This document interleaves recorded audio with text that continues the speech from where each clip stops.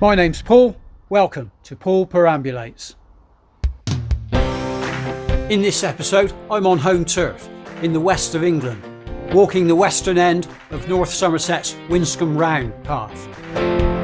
My start point is Roman Road Car Park, Bleadon Hill near Weston-Super-Mare. Postcode given only as BS24.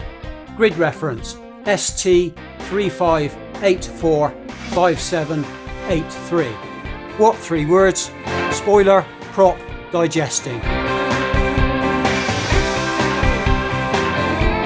They head eastwards, crossing the M5 and then following the southern slopes of Banwell Hill and dropping into the Lox Yeo Valley at the other end. I join the Strawberry Line walking and cycle path, which takes me southwards and under the Mendips. Then I turn westward, back up onto the Mendips to Wavering Down, the high point of the route. There I take a 2-hour break, the reason for which will become evident during the episode. I then visit Crook Peak for the sunset, drop down, recross the M5, pass through the village of Loxton and take the long climb back up Bleadon Hill. Total distance 20.4 kilometres. Total height gain 532 metres. Total walking time 6 hours and 9 minutes. Roman Road Car Park, Bleadon Hill, near Weston-Super-Mare. More of a lay-by really. Free, no gates, not many spaces.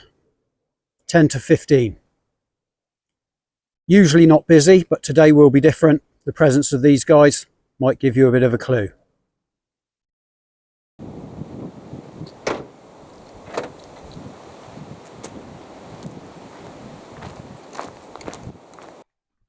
This is a route that's very well known to me. It's part of the Winscombe Round, which is a route whose website is curated by a very good friend of mine. Hi Mike, if you're watching. I'm just doing the western half of it.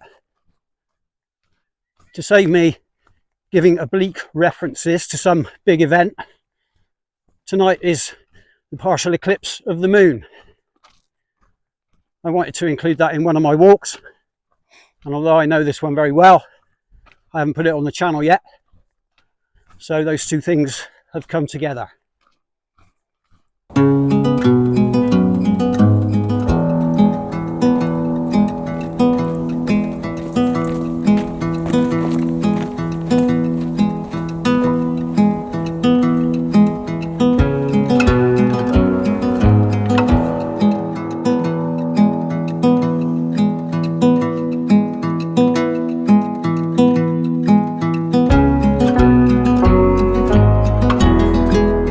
It is a blisteringly hot August day today. Temperature predicted to go up to 33 degrees, making this route a pretty good choice because it doesn't go that high, apart from in a couple of places, and therefore we're not above the tree line, and you get lots of long, lovely bits of tree cover like this. Perfect shade, nice and cool. The first part of the route is pretty much this. Gentle downhill, a little bit rocky underfoot, but nothing really. All the way until we meet our friend, the M5. Arriving now on the bridge over the M5. The M5 comes through here rather than to here. Nearest junction that way is Weston-Super-Mare. Kilometres away. Similarly distant that way, Brent Knoll. As a result, despite all that noise and traffic, once you get away from the motorway, this area is not too busy.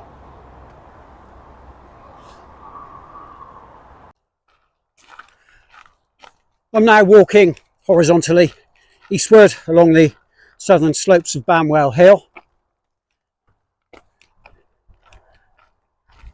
On that side, up in that wood, there is an 18th century Gothic Revival folly tower, Banwell Tower.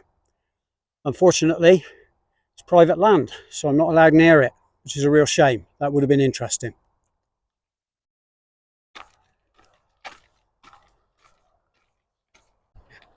On the other side, somewhere I can go. In fact, the latter part of today's route. A rare gap in the summer hedgerow gives me a great view along the Mendips, southward, Wavering Down there, Crook Peak, and then I can see on beyond over Sedgemoor down to the Quantocks.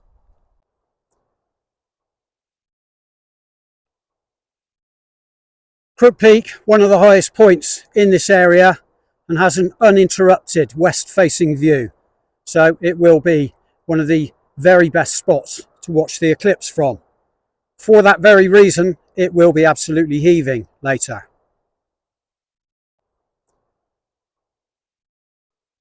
Wavering Down, although it's 20 metres higher, has Crook Peak in the way, but I've done the maths, worked out that Crook Peak won't actually hide anything, so that's where I'm going to go.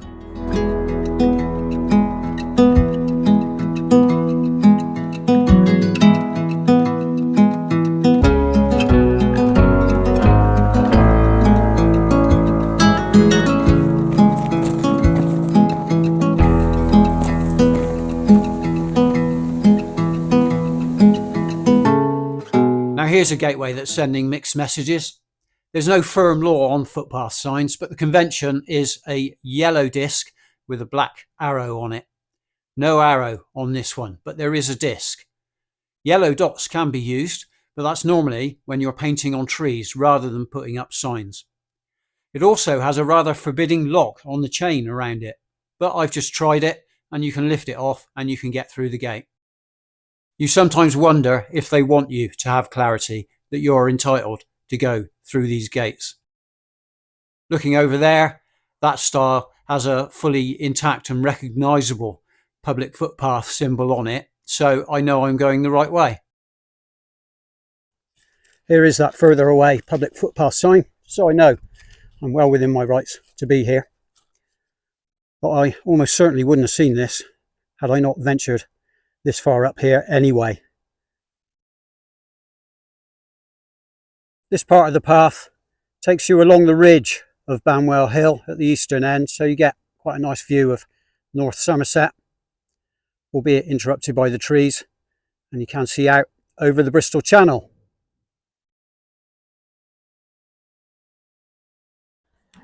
I'm arriving now at Banwell Castle. Faded, tattered George Cross flying from the top of it. Very metaphorical. The castle is on a very busy A road, which I will be trying to avoid, but this is the best view of it you can get. It's a Gothic revival folly, completed in 1847, privately owned.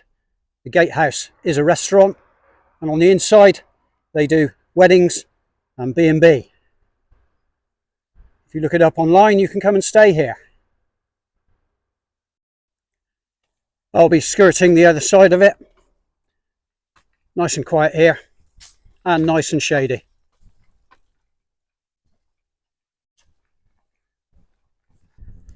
There's a slightly circuitous footpath diversion after Banwell Castle. We're now down in the Lox Yeo Valley. I would say don't use an old map because it might be out of date.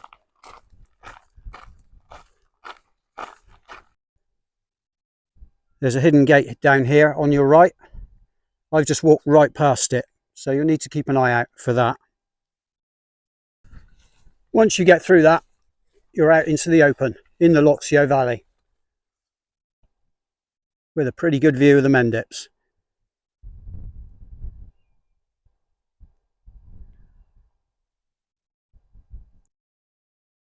I've been around these parts quite a number of times. There used to be pylons marching down the valley here, carrying electrical lines. Those are all now underground. That work was done a while ago. There's something still being done here, possibly related to that.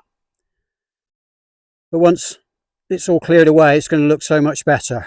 The pylons were a useful navigational aid, but the place looks better without them.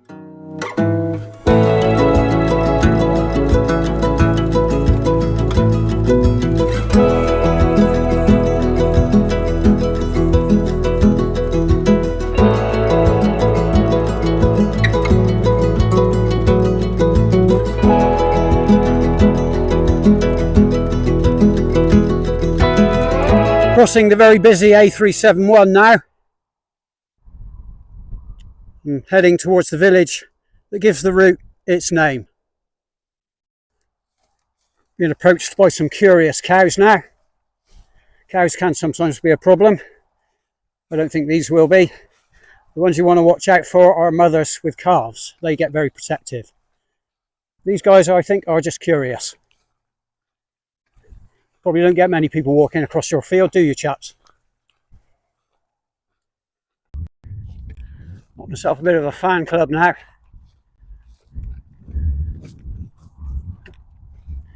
Yeah, here they come. Can't believe I'm that interesting, if I'm honest with you. Path here takes us past the Winscombe and Sanford Cemetery. Nice modern one with plenty of room in. Non-denominational, so anyone can be buried here.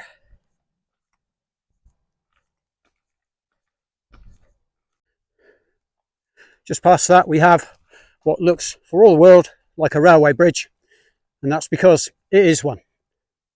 We're going to head down here.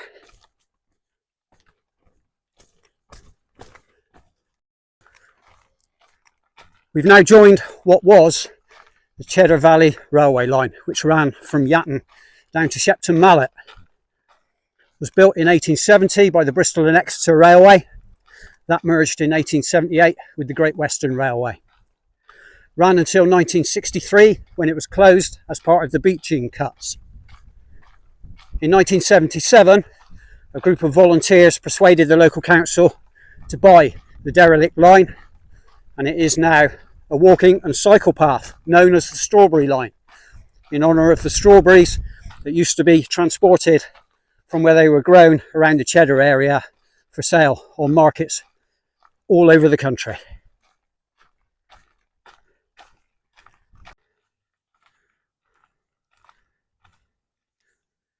Walking and cycle path doesn't go all the way to Shepton Mallet. Parts of it are open. Other parts are still a work in progress. But we live in hope that it can be completed. There is also the possibility of opening another X-branch line from this line's northern end at Yatton, which runs to my hometown of Clevedon.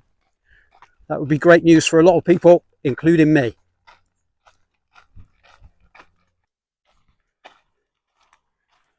In 1997, looking to make Winscombe's contribution to the celebrations of the millennium, another group of volunteers restored the station area here. It was known then as Millennium Green, now Old Station Green.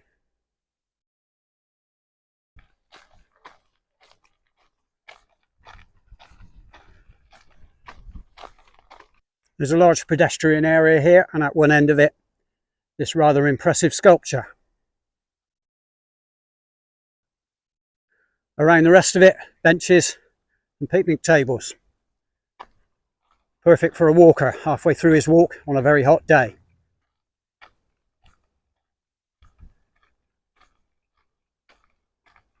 One of these benches is in a nice bit of shade, so that'll do me for a coffee.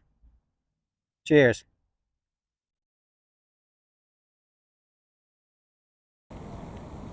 Reminders of the line's railway heritage are all around.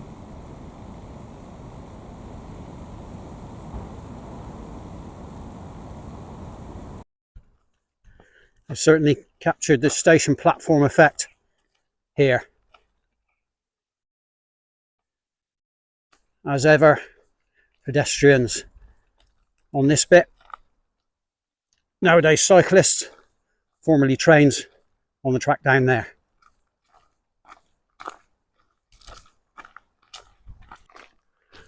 I've definitely arrived on the path here at the right time of day. There is lots and lots of shade, which is very, very nice.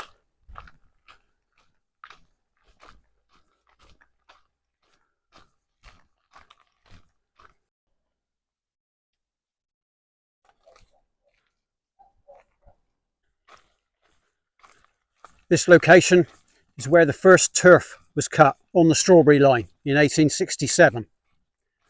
A small start to what was an extremely large piece of engineering, because this is where they tunnelled through the Mendips to get the line through to the south side.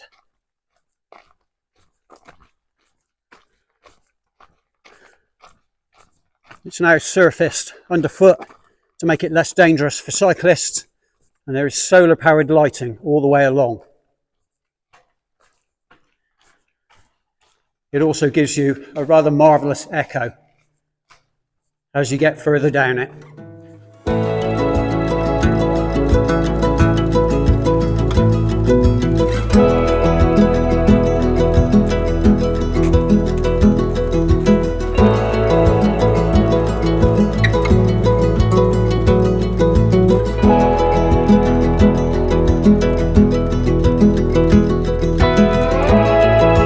Long after we've passed through the tunnel, we come off the strawberry line, we start climbing up onto the Mendips.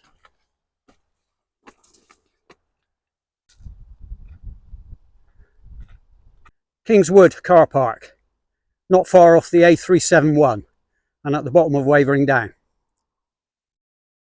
Free, no gates, gets quite busy, and I'm quite surprised it isn't more busy than this, particularly this evening.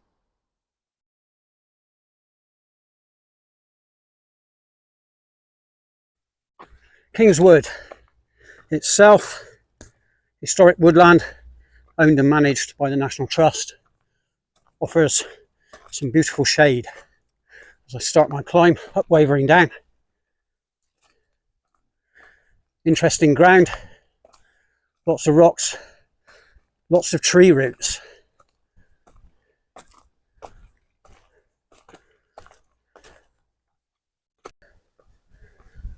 Alas, I'm coming out of the shade now, above the tree line shortly. And soon enough, I can see Wavering Down in front of me, with the trig point on the top. First part of the climb is not too bad actually. Nice and shallow, easy ground. Gets steeper in a minute though.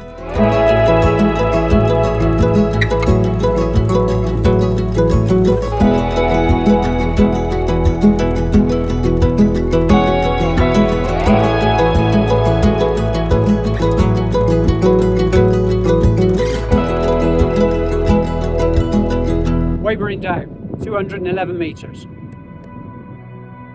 The visibility from here is pretty good today.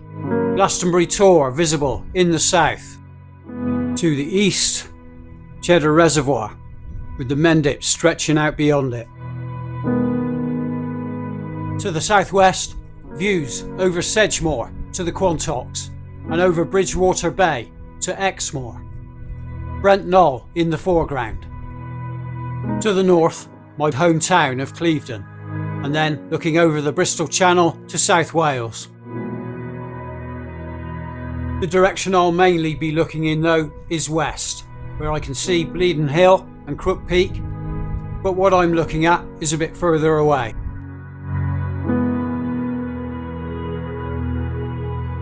I've settled down now to watch the eclipse, and two of my very favourite people are here, Ali and Sousa from the 10 Tours Mums. Say hi, ladies. Hello. So normally shades part of my attire, but not safe to look at an eclipse through shades, so eclipse glasses are the way to go.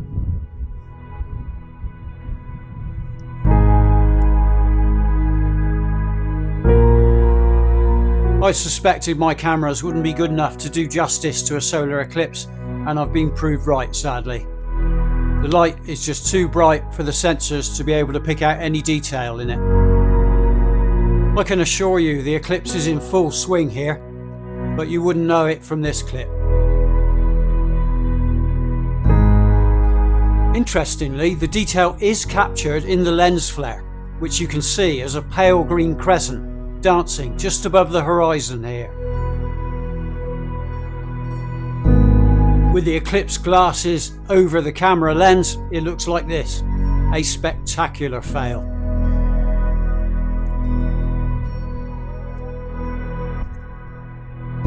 This, with the exposure right down, is the closest I've got,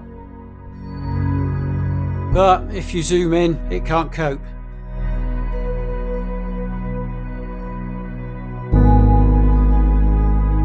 This 2-hour time lapse covers the entire duration of the eclipse, and once again the progress of it is only visible in the lens flare. Had there not been an eclipse, I would have been reasonably pleased with this as just a shot of the cloudscape.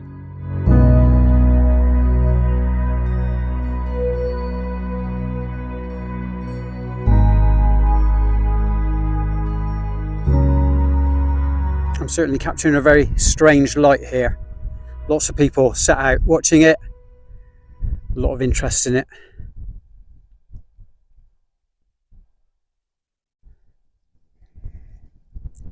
Ali and Sousa are so impressed, they've gone quiet. Speechless.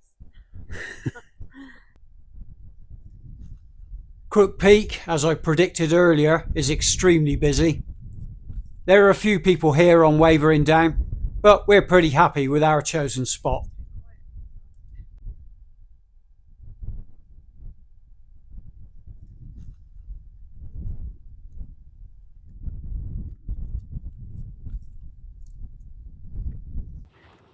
Heading down away from Wavering Down now, the eclipse having finished, and I think the moral of that story may well turn out to be that it's quite hard to film an eclipse of the sun with the sort of expendable cameras that I'm prepared to take out on the hill with me. Oh well, try again in 2090 or whenever it is. The ladies and I now heading over to Crook Peak. Hopefully we'll get there in time to catch the sunset.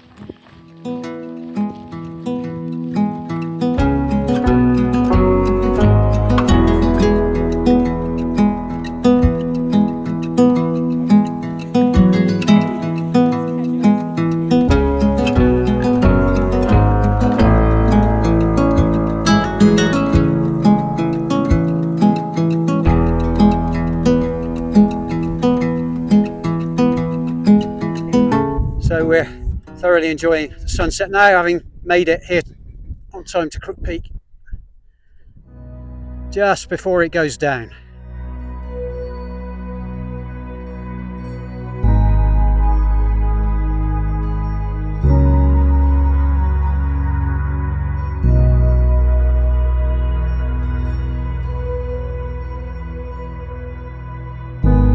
Sunsets I have had a bit more practice with.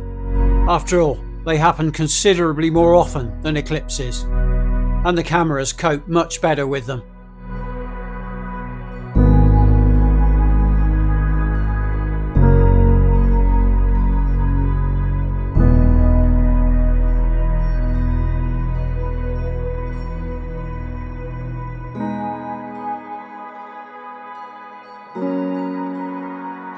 Now that the sun's gone down, here's the twilight view of North Somerset and the Bristol Channel from Crook Peak.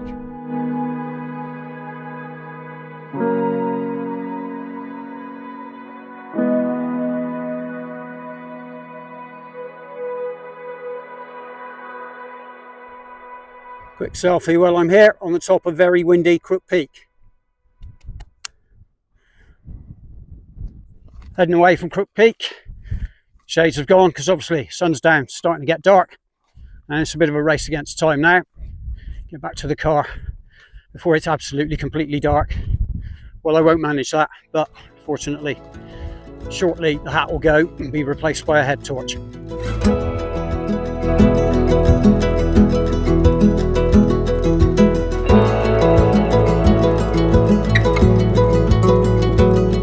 On my way down from Crook Peak, wooded pathways coming in this direction, a bit rocky to start with and then flatten out a little bit. Obviously the darker it is, the harder they are to walk, so I'm getting a move on down here.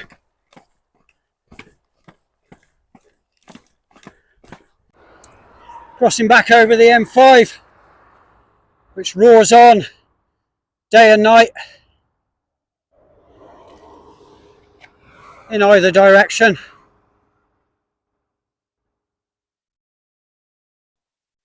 Heading now through the ancient village of Loxton in the Doomsday Book as Loxton, Lochestone, but we're not going to be able to see much of it because it is now very dark.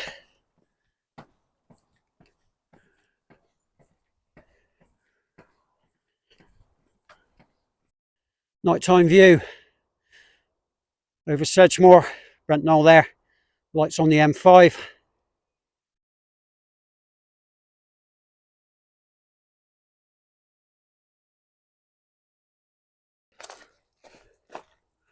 I'm now on the long old slog up Bleadon Hill, couple of K, all slightly uphill and pretty much a straight line.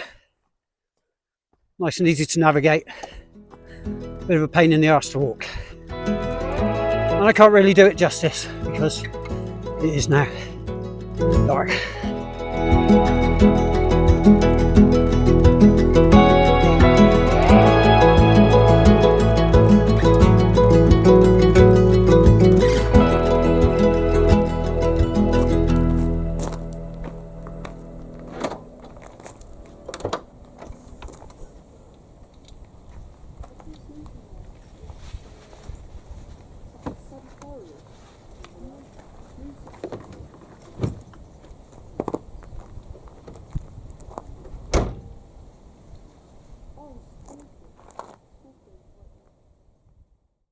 It was far too dark when I finished the walk to record anything, so this closing monologue is taking place the next day in my back garden. The Winscombe Round West walk, I consider it one of my local walks, very well known to me. I've never yet put it on the channel. Once I decided that I wanted to include the eclipse and that I wanted to watch it from Wavering Down, it became the obvious walk in which to incorporate it. Difficulty wise, it's really not that hard. I'd give it a 4. There are 1 or 2 little navigational things you need to keep an eye out for. None of the walking is particularly difficult. In terms of capturing the eclipse, as you could see, I failed spectacularly, and the eclipse being in the evening meant that I had to do the last quarter of the walk in the dark, and as a result of that I really failed to do that bit of it justice as well. So the whole thing hasn't exactly been a roaring success. However, it's a walk that I really love, and on a beautiful day from the top of Wavering Down or Crook Peak you can see absolutely everything. You have the Somerset levels stretching to the north and south and out to the west, the Bristol Channel, right the way over to Wales. So if you want to go and get some great views in the Mendips and somewhere that's not too difficult walking wise, I would thoroughly recommend the route. All maps and 3D fly-throughs provided by kind permission of Ordnance Survey through their excellent OS Online application. Big thanks also for all music used in this video to mixkit.co and upbeat.io. Specific song and artist credits can be found in the comments. These videos are designed to show you around the routes I walk in case you're considering doing them yourself. They are not designed to be any kind of hill walking training or guidance. If you need hill walking skills, obtain them in person from a reputable, qualified provider. Please don't attempt these walks without appropriate levels of fitness and equipment. If you don't have the required levels of knowledge and experience, only undertake them accompanied by somebody who does.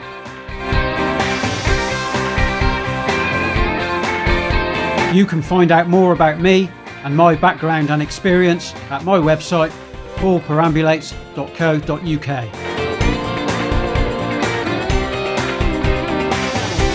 I hope you enjoyed this episode of Paul Perambulates. If you did, please subscribe and share.